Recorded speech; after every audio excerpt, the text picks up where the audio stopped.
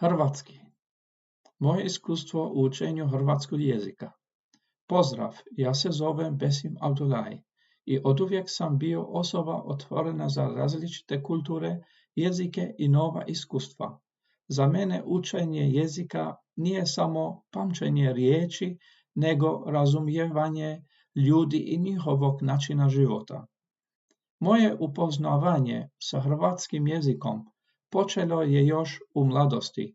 Moj otac je studirao građevinarstvo na Sveučilištu Zagreb, pa smo kod kuće imali mnogo knjiga na hrvatskom i tadašnjem srpsko-hrvatskom jeziku. Čitajući te knjige, prirodno sam počeo razumijevati jezik i njegov način izražavanja.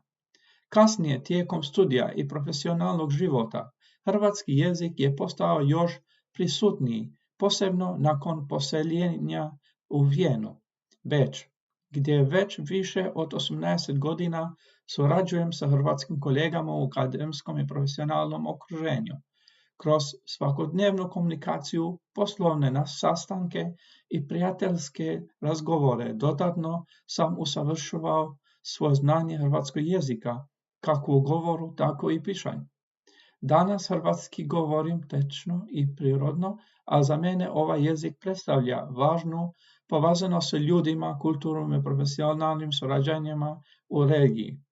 Nakon raspada Jugoslavije, hrvatski jezik se standardizirao kao zaseban službeni jezik, koristi isključivo latinicu te ima vlastite nazive za mjeseče poput siječanj, veljača i ožujak, kao i riječi poput vlak, računalo i zrakoplov.